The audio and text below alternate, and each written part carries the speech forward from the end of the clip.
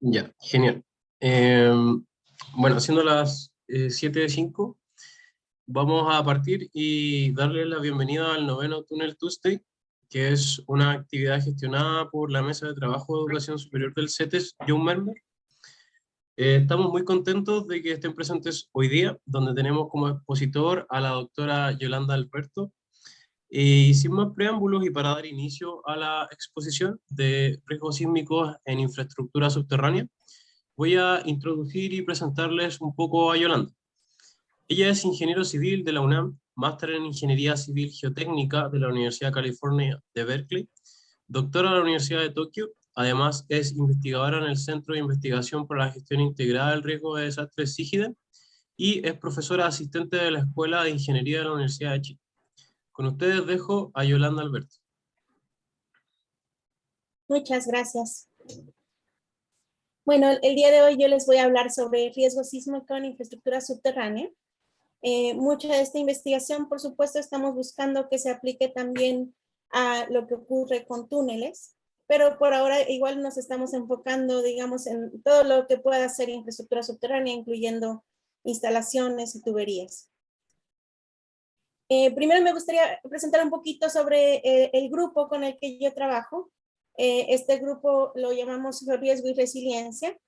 Llevamos a cabo estudios sobre amenazas geotécnicas, principalmente, reducción de riesgo de desastres, prevención y resiliencia.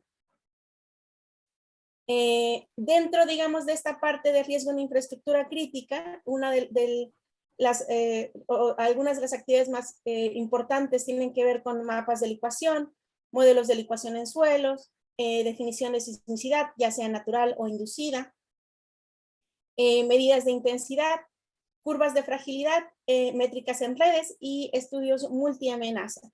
Entonces, son, digamos, de los temas que hemos estado trabajando y con los que vamos avanzando en el grupo.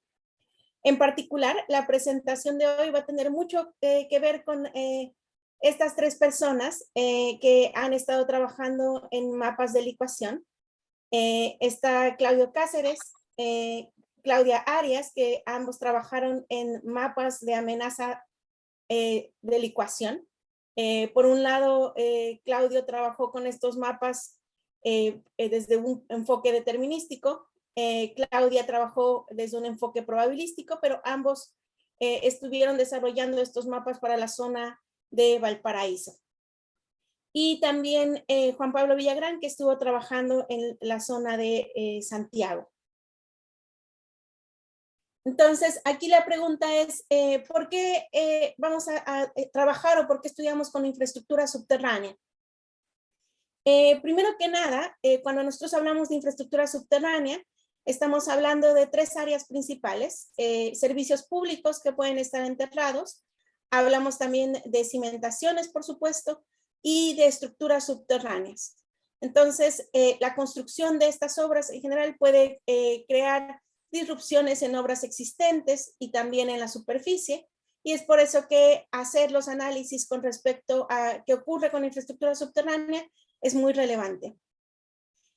Algo también que afecta mucho acá es que si nosotros pensamos en que existen deformaciones en suelo, la forma, digamos, de estas deformaciones va a ir afectando mucho más la infraestructura subterránea que lo que nosotros tengamos en superficie, por supuesto, dependiendo del tipo de suelo, pero es algo que vamos a tener que tomar en cuenta y para lo que vamos a tener que tomar provisiones. Entonces, en el tema de túneles, más que nada nosotros pensamos en túneles urbanos. Nosotros estamos pensando en que los túneles de entrada que se construyen también con máquina tuneladora, como las que vemos aquí, son muy útiles en cualquier tipo de sector. Estamos pensando en el de transporte, el minero, el sanitario. Y por supuesto, esta es la época dorada del tuneleo. 30 de los túneles más largos del mundo se han construido en este siglo. Entonces, es algo que va a seguir avanzando. Ustedes saben que se está construyendo ahora la línea 7, se va a construir con tuneladora en la ciudad.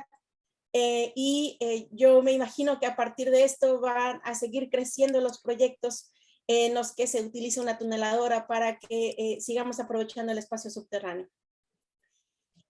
Los túneles en general no se asocian tanto al daño sísmico. Cuando nosotros pensamos en que puede haber este tipo de daño, especialmente en túneles urbanos, estamos pensando que no se van a ver tan afectados, que no hay, digamos, tanta susceptibilidad de parte de estas estructuras para sufrir algún tipo de deformación significativa.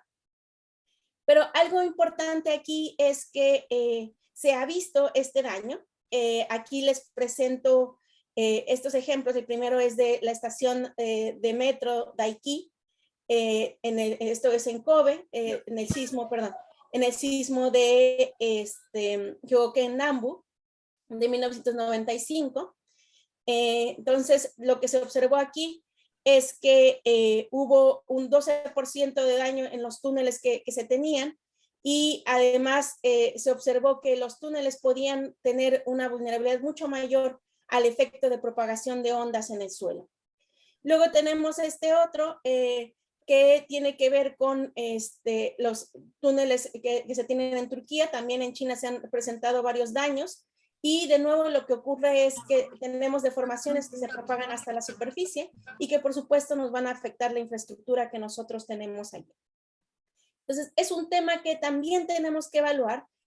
Cuando nosotros pensamos en el daño sísmico, es necesario que recordemos que no solamente estamos hablando de los escenarios que se puedan presentar, sino de la respuesta del suelo. Y la respuesta del suelo tiene que ver con las características de los depósitos que tengamos allí. Entonces, si nosotros pensamos, por ejemplo, en estos sismos, especialmente el de Japón, hablamos de estratos arenosos que van a ser susceptibles a la licuación y por lo tanto pueden generar daños muy significativos. Vamos a hablar a detalle de este tema, pero estas, digamos, son las explicaciones de estos daños que se alcanzan a ver.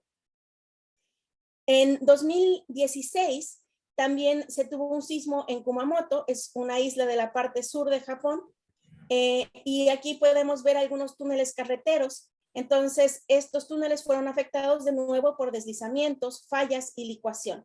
Estamos hablando de deformaciones del suelo que tienden a ser bastante localizadas, pero muy grandes, y entonces vamos a tener también afectaciones. En estos casos, tenemos que los túneles, en este caso el de Tawarayama, en Minami Aso, que nosotros vemos aquí, tuvo daños en la bóveda, también tuvo daños en la entrada, a 430 metros del portal. Entonces, son daños en este punto, digamos, que no son tan significativos como los que se observaron en Kobe.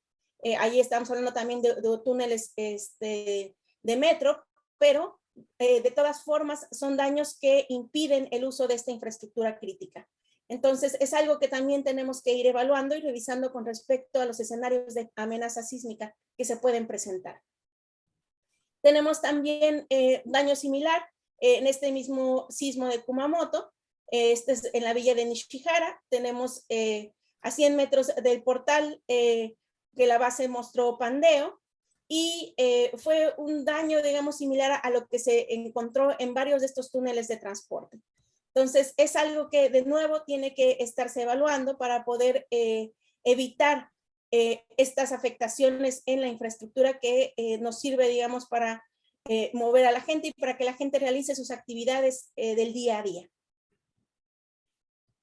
Otro tipo de infraestructura subterránea en la que vamos a pensar, por supuesto, tiene que ver con las tuberías. Podemos pensar en redes de agua potable, agua servida, combustible, telecomunicaciones. Entonces, si ustedes pudieran ver todo lo que tenemos bajo el suelo, digamos, podrían observar algo como lo que vemos en esta imagen de Nueva York, y tan solo era 1917.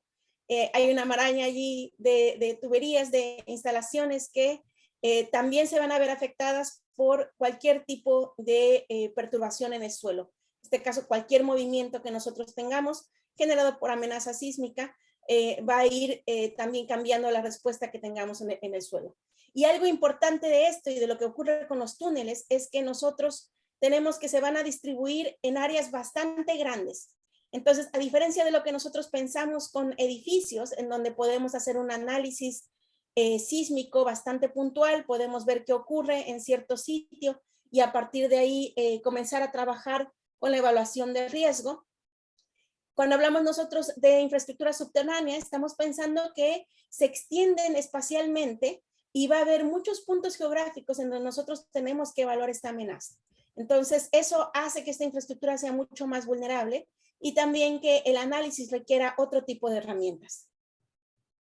Entonces, primero que nada, para avanzar hacia este tema de riesgo, me gustaría hablar del concepto de resiliencia, pensando en que nosotros queremos hacer este análisis de riesgo para que podamos mitigar el riesgo que va a ocurrir. Y cuando nosotros pensamos en esa mitigación, por supuesto, sabemos que el riesgo no se va a eliminar, pero lo que sí queremos es que la infraestructura pueda ser resiliente. ¿Qué quiere decir que sea resiliente? Quiere decir que va a ser capaz de absorber el daño o absorber el efecto de un evento disruptivo, va a poder recuperarse de ese evento disruptivo y va a poder seguir con la función que tenía. Cuando pensamos en infraestructura crítica, estamos hablando de infraestructura que permite que la sociedad lleve a cabo todas sus actividades. Entonces, la resiliencia tiene que ver, por supuesto, con los diferentes ámbitos que van a afectar la infraestructura crítica. Por un lado, el técnico, que tiene que ver mucho con la parte de ingeniería, pero también tiene que ver con una parte social, cómo la gente puede adaptarse al daño que ocurre en la infraestructura, al organizacional, cómo las personas que manejan esta infraestructura van a poder responder y cómo van a poder trabajar con las disrupciones que ocurren. Y por supuesto una parte económica que tiene que ver con todos los recursos que van a estar participando dentro de la recuperación de esta infraestructura después de, por ejemplo, un sismo. También vamos a ver que la resiliencia se puede estudiar a través de 4 factores principales. Por un lado, la robustez, que tiene que ver con cuál es el porcentaje del desempeño que se mantiene en una infraestructura crítica después de un evento disruptivo. Tenemos la rapidez, que es qué tan rápido puede la infraestructura crítica recuperarse y llegar al mismo nivel de desempeño que tenía antes del evento disruptivo. Y tenemos 2 elementos que van a ayudar a robustez y rapidez y tienen que ver con la redundancia, es decir, que existan dentro de esa infraestructura o dentro de ese sistema, que existan varios elementos que puedan cumplir con la misma función. Y tenemos también la parte de inventiva o recursos en la que nosotros vamos a ver cómo las personas a cargo, las personas que usan también este sistema, e incluyendo la parte técnica y la parte económica, se van a organizar para que podamos restaurar las funciones que tiene nuestra infraestructura crítica. En el lado izquierdo de esta imagen, nosotros podemos ver varias curvas. Tenemos por el eje Y días después del sismo, y en el eje X y en el eje Y tenemos el desempeño que tienen estos sistemas. Aquí estamos analizando sistemas de agua potable, pero ustedes pueden ver que rápidamente podemos evaluar cuál es la robustez de estos sistemas con estas curvas.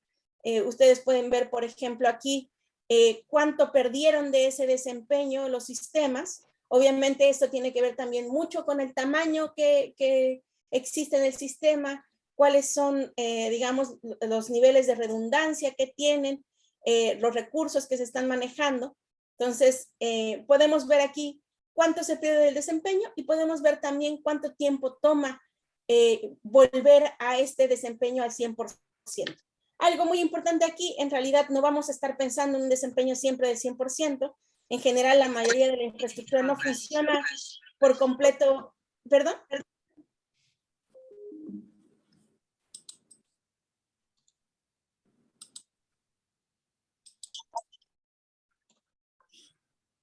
Perdón, no me podía desmutear. Creo que ahí. No sé si escuché una pregunta, pero sigo. Si hay alguna pregunta, adelante. Entonces, nosotros estamos pensando aquí que podemos llegar a un nivel de 100%, pero en realidad la infraestructura y pensando en los servicios, digamos, no siempre funcionan al 100%. Entonces, ahí hay, por supuesto, hacer ajustes con respecto a lo que consideramos como un punto base para regresar después de un evento disruptivo. Pero la resiliencia es este concepto que nosotros queremos mejorar y es, por supuesto, lo que nosotros podemos solucionar a través de los análisis de riesgo. Entonces, cuando nosotros pensamos en análisis de cualquier tipo de infraestructura, de cualquier tipo de red crítica que nosotros podemos tener, estamos pensando en un esquema muy similar a este. Aquí les pongo el del sistema de agua, porque hemos trabajado en el grupo bastante con esto, pero de nuevo, esto es aplicable a cualquier tipo de infraestructura. Primero,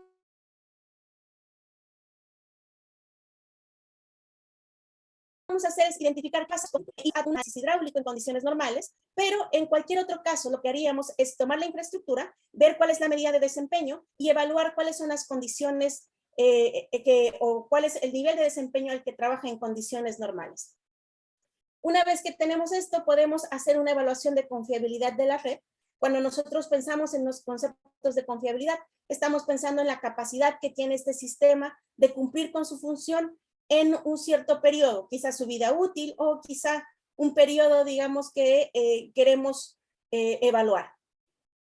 Después vamos a trabajar con la identificación de amenazas. Y una vez que nosotros sabemos qué amenazas pueden ir afectando a nuestro sistema, vamos a pensar en el desarrollo de curvas de fragilidad. ¿Qué son estas curvas de fragilidad? Nosotros vamos a querer relacionar una medida de intensidad de la amenaza con el daño que pueden generar en las componentes de nuestro sistema. Entonces, las curvas de fragilidad son esa relación.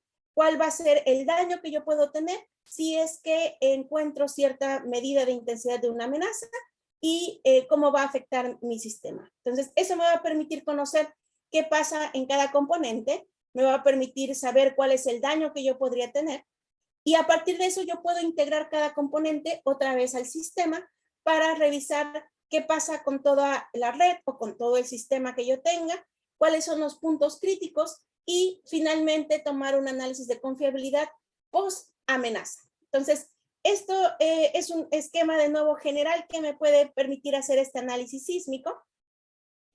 Y si nosotros pensamos ya en esta evaluación de riesgo, pues lo que vamos a hacer es integrar qué ocurre con estos conceptos de la amenaza y del daño. Entonces, cuando pensamos en riesgo en general, de una manera muy cualitativa, nosotros podemos hablar de que el riesgo tiene que ver con una medida de amenaza, una medida de exposición, de vulnerabilidad y de consecuencias. ¿A qué se refiere cada uno de estos elementos? La amenaza, por supuesto, tiene que ver con cuál es el evento disruptivo que va a estar afectando mi sistema. Estamos pensando que esa amenaza, si queremos hacer una evaluación cuantitativa del riesgo, tiene que poder ser determinada junto con su probabilidad. Por otro lado, vamos a tener la exposición. Entonces, aquí vamos a ver dentro de la infraestructura crítica qué tantas personas se ven afectadas, cómo está causando, digamos, un impacto que esa infraestructura no trabaje a 100% de su desempeño. Luego vamos a tener la parte de vulnerabilidad, que tiene que ver con la susceptibilidad del sistema o de las componentes a sufrir cualquier daño debido a la amenaza. Y finalmente las consecuencias. Estas consecuencias pueden ser un impacto económico, por supuesto, pero también puede tener que ver con las personas afectadas, las pérdidas que nosotros podamos encontrar. Entonces, esto depende mucho de cómo estamos evaluando esta infraestructura. Entonces, en general, este sería un esquema. Y si nosotros pensamos más allá ya en el riesgo sísmico, lo que queremos hacer es definir la probabilidad de que ocurra cierta medida de intensidad de la amenaza. Entonces, vamos a querer conocer la tasa de excedencia de ciertos eventos sísmicos versus un movimiento de suelo. Entonces, nosotros sabemos que los escenarios se van a definir con respecto a la magnitud y a la distancia que van a tener los eventos sísmicos, pero nos importa mucho cuál es el movimiento de suelo que va a generar, cómo va a estar transmitiéndose a mi estructura subterránea este evento. Entonces, en ese sentido, yo necesito conocer una medida de intensidad. Vamos a hablar de estas medidas de intensidad y cómo las vamos a trabajar. Ustedes seguramente han visto este tipo de curvas de amenaza. Pensamos en general en un PGA, una aceleración máxima de terreno, o pensamos, por ejemplo, en una aceleración espectral, un SA. Entonces, eso por supuesto tiene que ver con la infraestructura que yo quiero analizar. Por otro lado, por supuesto, voy a tener mis funciones de daño, que tienen que ver con mis curvas de fragilidad, y puedo tener también funciones de pérdida. Entonces, voy a poder revisar cuál es el nivel de daño que voy a tener en mis componentes o en mi sistema, dependiendo de la medida de intensidad que ocurra en la parte de la amenaza. Y eso lo voy a poder, o ese daño lo voy a poder asociar a una pérdida, que es lo que yo ya no tengo debido a el daño que se produce en componentes o en todo el sistema. Integrando estas dos curvas, una curva de amenaza y una curva de fragilidad, yo voy a poder calcular cuál es mi curva de riesgo, voy a poder saber cuál es la tasa de excedencia de tener o cómo está asociada a un daño o a una pérdida. Y a partir de esto, de un análisis de riesgo, lo que nosotros queremos sacar es cómo tomar decisiones en condiciones de incertidumbre.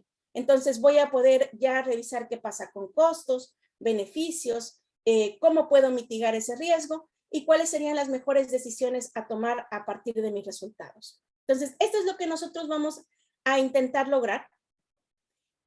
Vamos a tratar de trabajar con esta parte. Y primero que nada, vamos a ir hablando de cuáles son estos elementos que van a ir formando parte de nuestro análisis de riesgo. Entonces, por un lado tenemos la vulnerabilidad. Esta vulnerabilidad, en general, la vamos a ir relacionando con la intensidad del sismo y el daño que tengamos en la estructura. Y dentro de este podemos hacer una distinción.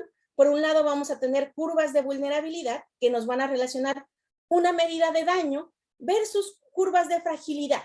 Las curvas de fragilidad nos van a relacionar con esa medida de intensidad del sismo una probabilidad de exceder cierto estado de daño. Es un poco diferente, pero ya vamos a estar hablando en términos de una probabilidad. Y eso nos va a ayudar mucho para que podamos revisar qué ocurre con diferentes escenarios de daño. Entonces, vamos a necesitar saber cuáles son las condiciones que nosotros definimos para que la estructura falle o que tenga algún problema. Y, por supuesto, tenemos que relacionar esto con la medida de intensidad del sismo. Vamos a hablar de diferentes medidas más adelante, pero seguramente aquí están familiarizados con la aceleración máxima de terreno, PGA, la velocidad máxima de terreno, PGB, y en este caso, permítame utilizar este PGD para deformaciones permanentes del terreno. Como venimos con el peak ground, esto podría ser el peak ground displacement, pero en realidad estamos pensando aquí en una deformación permanente del terreno. Vamos a hablar de eso y cómo lo podemos evaluar. Entonces, las curvas de fragilidad, como ya dijimos, van a estar involucrando una probabilidad de tener un estado de daño. Entonces, en esta imagen, yo les muestro una curva de vulnerabilidad. Por un lado, tenemos aquí la medida de intensidad del sismo en el eje X, en ambas curvas, pero en el eje Y, para la curva de vulnerabilidad, yo voy a tener una medida de daño. Entonces, yo puedo tener, por ejemplo, el número de kilómetros que se daña un túnel, puedo tener, por ejemplo, la deformación que se puede presentar, pero en el caso de una curva de fragilidad, voy a tener la probabilidad de exceder un estado de daño, dado que se presenta esta medida de intensidad. Entonces, aquí voy a tener que trabajar con diferentes definiciones para los estados de daño. Ambas curvas me van a servir, por supuesto, para conocer cuál es el efecto de la amenaza sísmica en infraestructura, pero una me va a dar una medida de daño, un tema más determinístico, mientras que la curva de fragilidad me va a dar una probabilidad y eso me va a permitir ir trabajando también con las probabilidades asociadas a la ocurrencia de los eventos sísmicos. Ambas curvas pueden ser generadas a partir de datos empíricos. Pueden también ustedes hacer modelos numéricos que les permitan ir obteniendo la respuesta de un sistema bajo diferentes medidas de intensidad, o pueden ser una combinación de estos datos empíricos y un análisis numérico que ustedes puedan realizar. Cuando nosotros pensamos, por ejemplo, en curvas de vulnerabilidad, en términos, por ejemplo, de tuberías, estamos pensando que esa medida que casi siempre se usa el PGA no va a ser completamente aplicable. Ustedes van a ver que para esta infraestructura subterránea vamos a tender a pensar en qué pasa con la propagación de ondas, que se define mucho mejor por la velocidad máxima de terreno, o qué pasa con la deformación, en este caso, la deformación permanente de terreno. Entonces, dependiendo, por supuesto, de las características de la infraestructura, en el caso de tuberías, vamos a pensar en material, diámetro, cuál es el tipo de suelo, etcétera, y a partir de eso vamos a poder trabajar con estas curvas, ya sea de vulnerabilidad o de fragilidad. Y mucho ojo acá, estamos viendo ya una distinción con respecto a la medida de intensidad. Estamos pensando que acá vamos a trabajar más con una velocidad que nos va a permitir ver qué pasa con la propagación de ondas, y vamos a trabajar también con estas deformaciones permanentes.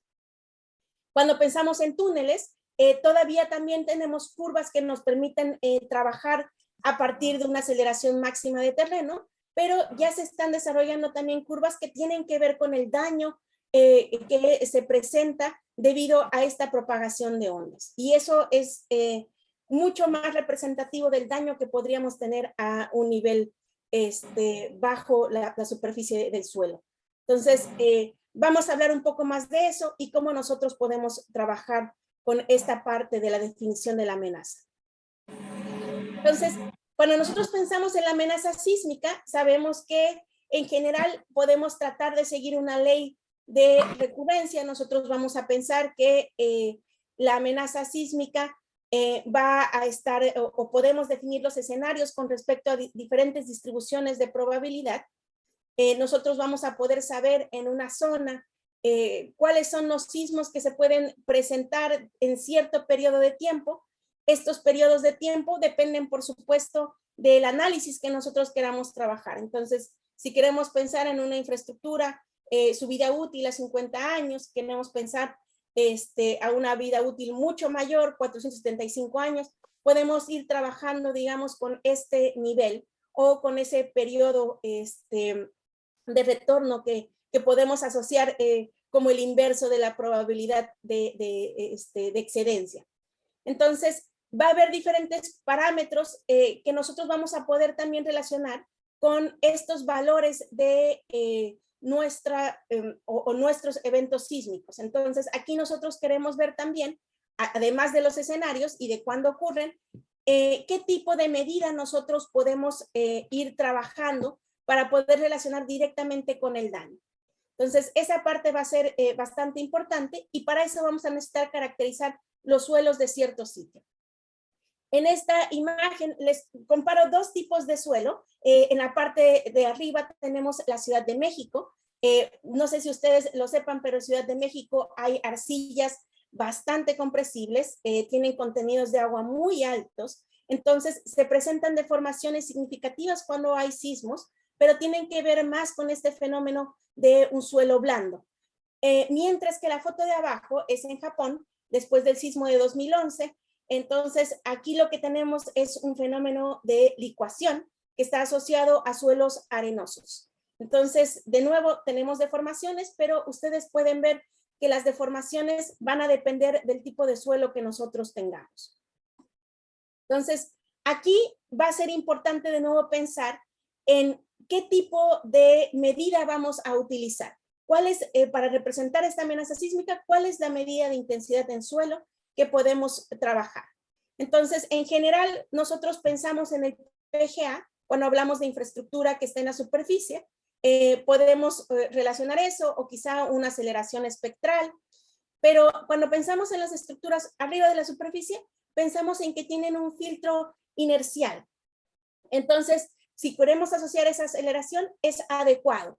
Cuando pensamos en la infraestructura subterránea, estamos pensando que la deformación que tiene el suelo la va a afectar directamente. Entonces, vamos a tratar de trabajar con esa deformación en el suelo. Entonces, ¿qué tipo de deformación podríamos tener? Por un lado, una deformación transitoria, que vamos a estar asociando con la velocidad máxima de terreno, y por otro lado, una deformación permanente del suelo, que vamos a asociar con este valor de PGD. Entonces, ese valor de TGD, que se asocia con la velocidad máxima de terreno, tiene que ver con una respuesta a esa propagación de ondas que nosotros vamos a tener. Entonces, esa respuesta va a provocarse en un cierto periodo mientras se propagan estas ondas. Mientras que la deformación permanente va a ser un movimiento que ya no se va a poder recuperar y que va a quedar después del sismo. Entonces, nos damos cuenta aquí que el PGB va a afectar toda una zona, ¿cierto? Si nosotros pensamos en que las ondas sísmicas se van a propagar en cualquier sitio, va a afectar una zona bastante grande. Pero cuando nosotros pensamos en el PGD, tiene que ver más con la respuesta de suelo. Entonces vamos a pensar en sitios donde el suelo tenga estas características. Así que eso va a ir afectando zonas mucho menores, pero también va a tener daños bastante severos. Entonces, ¿qué podemos asociar al TGD?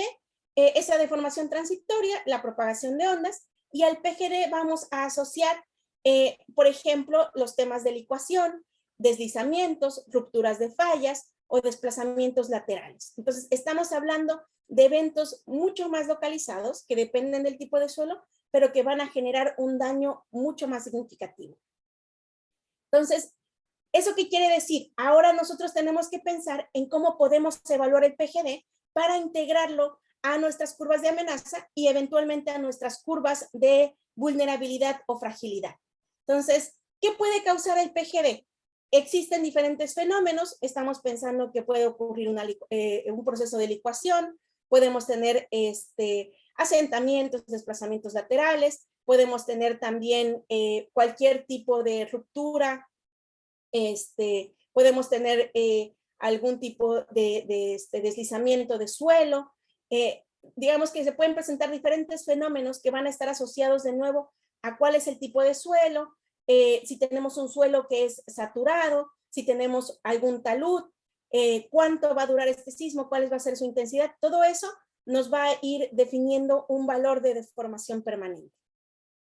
En este caso en particular, y para nosotros en Chile, estamos pensando que uno de los fenómenos de PGD que sería de alguna forma más sobresaliente es la licuación. Seguramente ustedes han escuchado de esto, se le tiene que llamar también a veces licuefacción, pero este fenómeno tiene que ver, por supuesto, con la pérdida de resistencia de un suelo.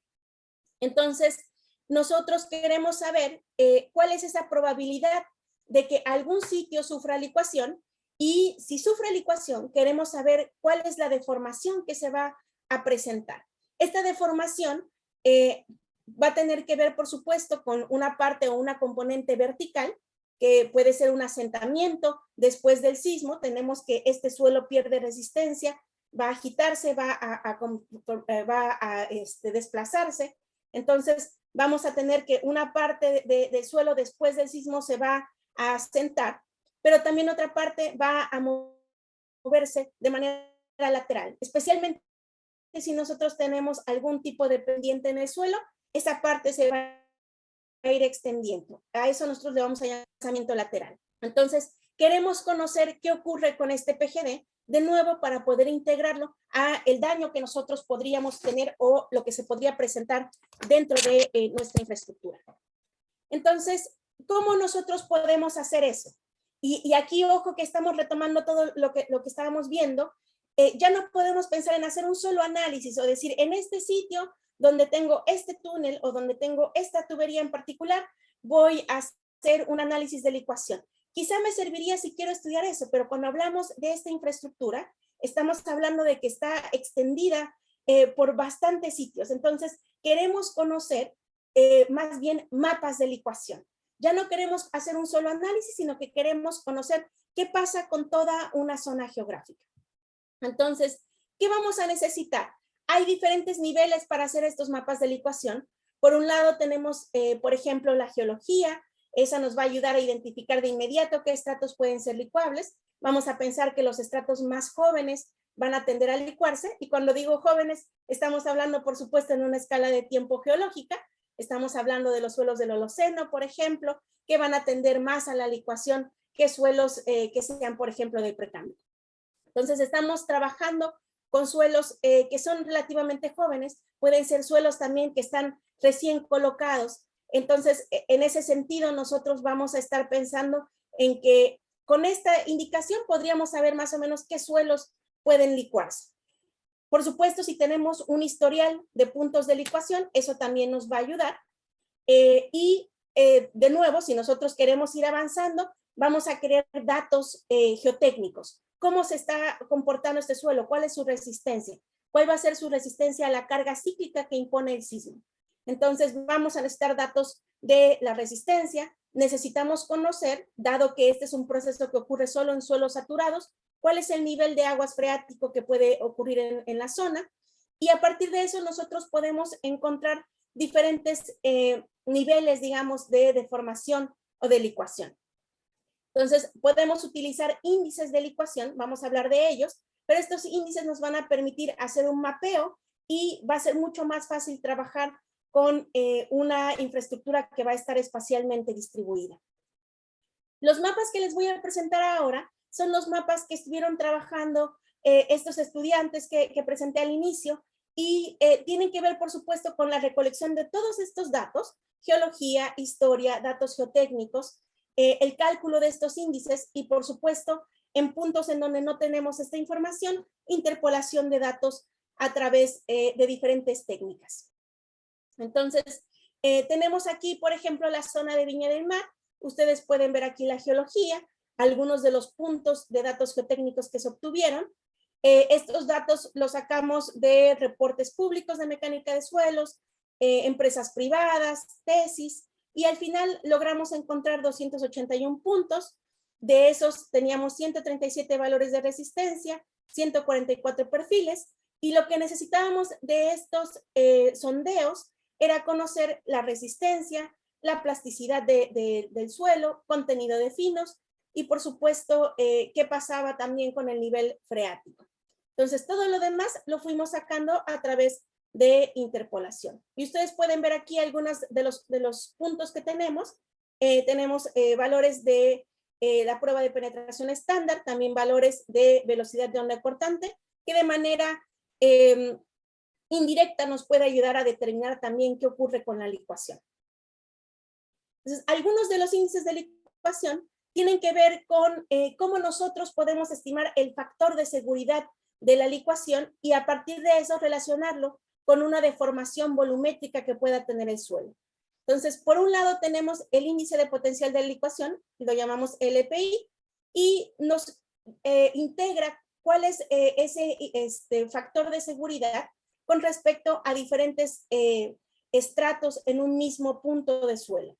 Tenemos también el número de severidad de la licuación, que puede relacionar a partir de un escenario sísmico cuál es la deformación que se presenta en el suelo utilizando una base de datos empíricos en Japón. Y tenemos también este número de severidad de licuación que relaciona el valor de factor de seguridad con una deformación volumétrica y por lo tanto con los asentamientos que se pueden presentar post licuación. Entonces, dentro de los mapas que nosotros creamos, utilizamos estos índices. ¿Qué pasó con la amenaza sísmica? Utilizamos un enfoque probabilístico en el que hacíamos un análisis de todos los posibles escenarios que se podían presentar. Utilizamos una ecuación de predicción de movimiento para determinar cuál iba a ser esta respuesta de suelo. En este caso, para utilizar la metodología simplificada de estimación de la ecuación, utilizamos la aceleración máxima de terreno, pero de nuevo, este es el fin para llegar al valor de PGD. Entonces, a partir de eso, calculamos los índices y pudimos ir generando diferentes mapas para diferentes periodos de retorno. Entonces, aquí les presento uno de índice de potencial de licuación. Estamos pensando que este índice se calcula como la integración de los primeros 20 metros. Esto se puede extender hasta 30 metros. Este es el factor de seguridad a la licuación que se evalúa con un método simplificado. Y tenemos aquí una modificación por la profundidad a la que encontramos el estrato. Entonces, esto nos permite saber qué puntos pueden licuarse. Cuando nosotros pensamos en un punto que va a estar por encima de 10 en este índice potencial de licuación, es un punto que va a presentar licuación. Aquí estamos considerando un periodo de retorno de 75 años. Entonces tenemos este valor, por ejemplo, y esta zona es la que parece presentar mayor potencial de licuación. Luego tenemos el número de severidad de licuación, que tiene que ver con esta deformación volumétrica. Entonces, para el mismo periodo de retorno, nosotros hacemos esta evaluación y podemos ver que, una vez más, encontramos los puntos que pueden presentar mayor deformación si es que llegan a licuarse. Entonces, esta nos relaciona directamente esa amenaza, digamos, de licuación con el PGD que nosotros podríamos obtener, en este caso en la dirección horizontal. Entonces, ¿cuál sería la deformación que podríamos alcanzar? Podría tener que ver con esta cantidad de centímetros, dependiendo de los sitios, digamos, en donde nosotros tengamos datos. Entonces, ustedes pueden ver que en los puntos donde teníamos que se podía presentar la licuación, podemos alcanzar hasta 9.5 centímetros, de nuevo considerando esa probabilidad de ocurrencia. Que también podemos obtener desplazamientos laterales. Entonces, nosotros podemos utilizar de la misma forma una metodología simplificada que nos permita calcular cuál es el desplazamiento que tendríamos de acuerdo a la topografía del lugar. Estos desplazamientos solo se presentan si tenemos una pequeña pendiente del terreno y se puede generar, digamos, esa licuación en donde el suelo se desplaza. Entonces, aquí podemos también emplear un enfoque probabilístico y se realiza solamente en los puntos donde esperamos la licuación, así que podemos ver cuál sería la cantidad. Por ejemplo, ustedes pueden ver que aquí esperaríamos quizá un desplazamiento lateral mucho mayor a los 6 metros, que de nuevo está asociado a esta característica, digamos, probabilística. Entonces, acá tenemos, por ejemplo, la probabilidad de exceder 10 centímetros de deformación o desplazamiento lateral en este caso. Entonces, son algunos de los acercamientos que estamos haciendo para obtener estos mapas, y una vez que nosotros tenemos este PGD, podemos relacionarlo directamente con el daño que tendríamos en la infraestructura. Entonces, hay mucho por hacer, por supuesto. Ustedes pueden ver que hay una cantidad grande de temas que hay que tocar para poder hacer la evaluación de riesgo. Nosotros encontramos que todavía hay bastantes retos para poder hacer una evaluación adecuada. Por una parte, definir bien la amenaza sísmica, poder encontrar cuál es esa medida de intensidad que va a relacionar directamente con el daño en la infraestructura subterránea. La obtención de datos, por supuesto, para poder hacer estas evaluaciones también es muy importante. Y una vez que tengamos esta amenaza bien definida, hay que pasar al punto de desarrollar curvas de fragilidad, considerando la infraestructura que nosotros tenemos, las características y cuál sería el daño que podríamos esperar de acuerdo a esas medidas de intensidad. Con esto yo termino, les doy las gracias y quedo atenta a cualquier pregunta que puedan tener. No sé si dejo de compartir o les dejo aquí también mis datos de contacto para que ustedes puedan, si tienen alguna duda que no se pueda responder o quisieran hablar más del tema, yo siempre estoy feliz de platicar sobre esto. Genial, muchas gracias, Yolanda. Mira, hay algunas preguntas en el chat que Claro. quisiera leértelas para ver si las podemos responder. Pregunta Ariel, ¿para qué periodo se define la probabilidad? ¿100 años, por ejemplo? Depende de qué tipo de estructura queremos analizar. Podemos pensar quizá incluso en un periodo de retorno de 50 años, podemos pensar en 100 años, pero depende mucho de cuál es la infraestructura que queremos revisar y el periodo de vida en el que queremos hacer este análisis. Entonces, eso se puede adaptar. Muchas gracias. César pregunta, ¿se puede determinar una probabilidad de falla de nuestro túnel frente a la amenaza sísmica? Sí, nosotros podemos, hay bastantes curvas de fragilidad publicadas en la literatura.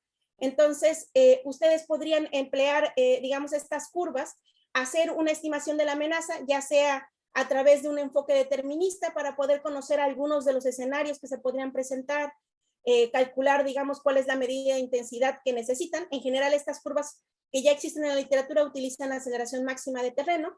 Entonces, con estas curvas podrían sacar cuál es la probabilidad de que excedan cierto estado de daño. Ahora, hay que tener mucho ojo con las curvas de fragilidad que se usen, para que representen las condiciones estructurales de su túnel. Eso, digamos, sería muy importante. Genial, muchas gracias. También hay un comentario, dice, buenas tardes, excelente ponencia, doctora Yolanda. Regularmente se toma como recta no calcular la licuación después de 15 metros de profundidad.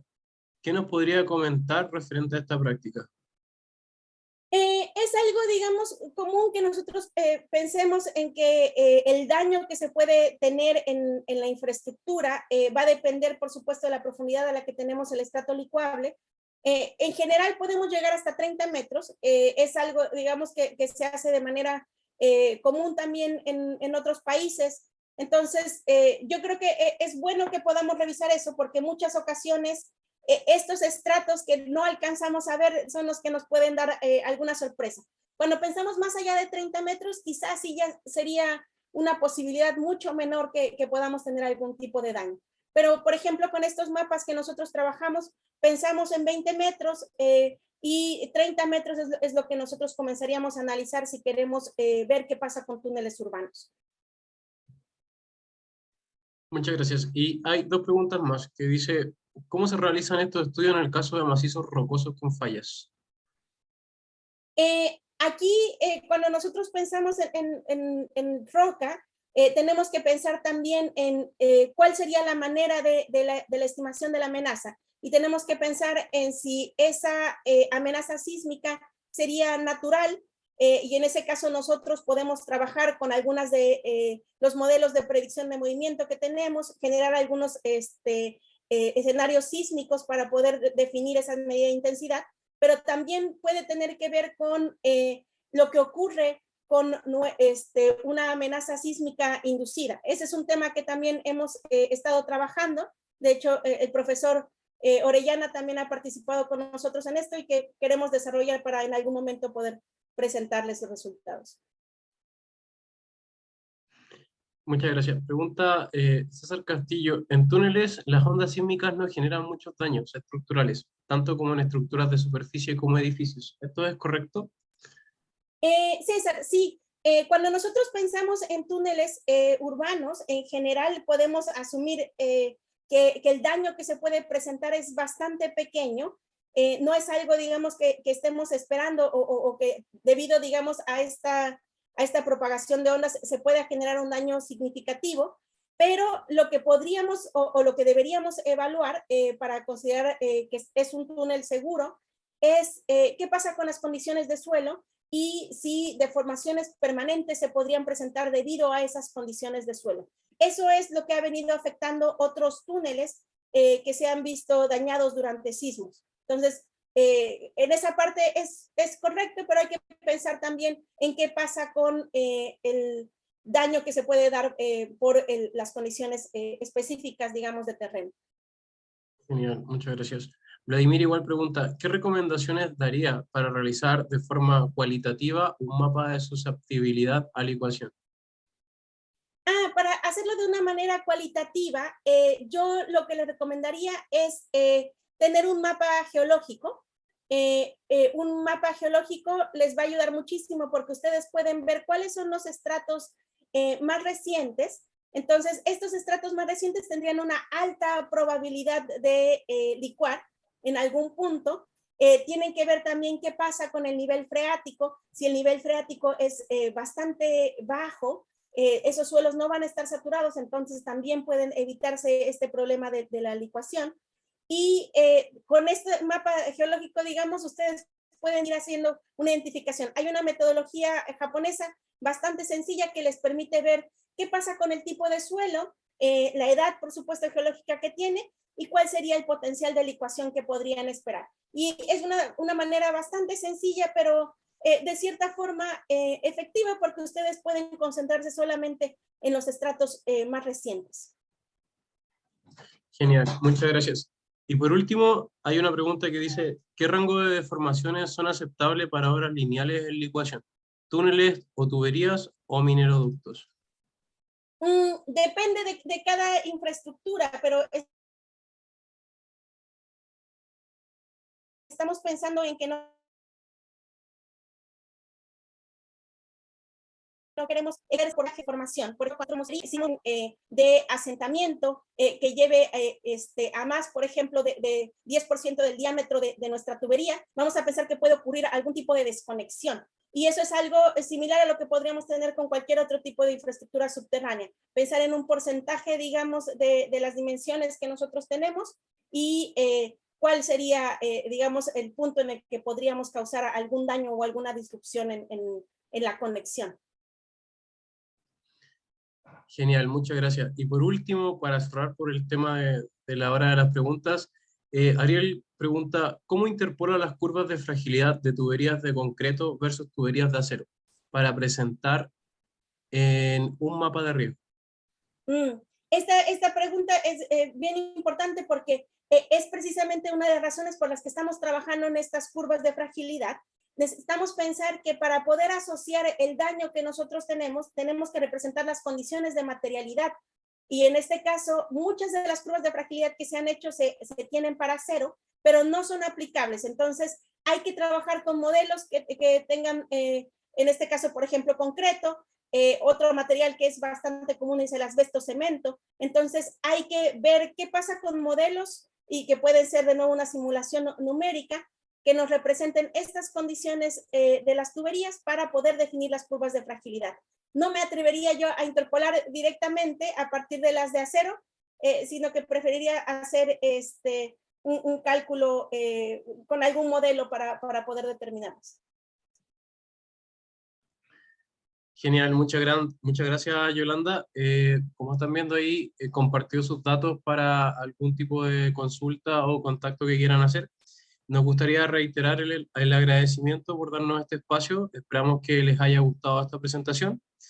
Y ahora daremos paso a Carla Malatesta, que es nuestra directora de finanzas, para el reconocimiento a los ganadores del concurso de fotografía.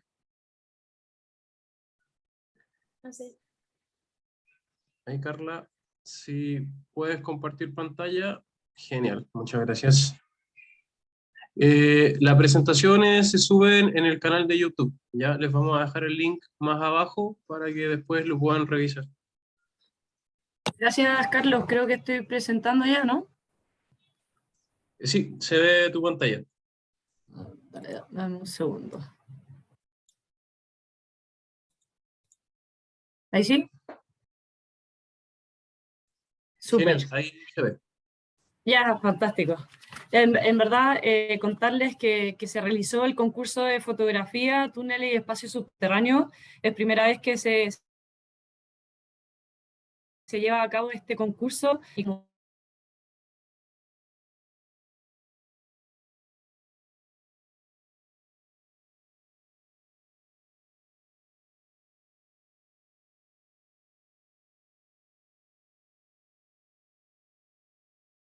esta imagen que tiene como título Trabajadores en Alta. El autor es Decio Santos. Y contarles un poco que la fotografía fue tomada en la línea 6 del metro Sao Paulo, en Brasil, y ganó con 32 likes en el Instagram del CTS New Members de nosotros, digamos, y esta foto fue tomada en agosto del año pasado, así que la imagen trata de trabajadores prestando servicio en la futura estación Santa Marina. Así que muy, muy buena imagen. Y esta otra imagen que también es fantástica, se llama Impermeabilización Túneles de Pajares.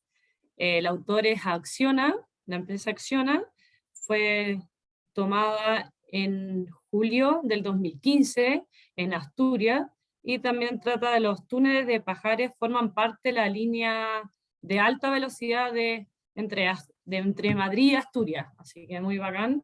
Y los ganadores se ganan un libro como este, que lo vamos a hacer llegar en los próximos días. Así que contarles eso, invitarlos a que participen en los próximos concursos y en las actividades que realice el CTS New Members.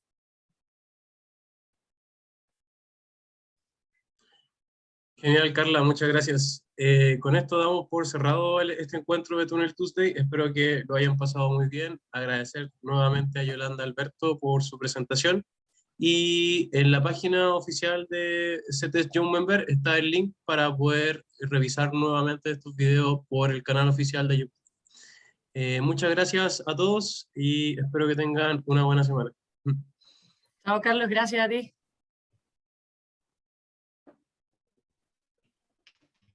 Gracias.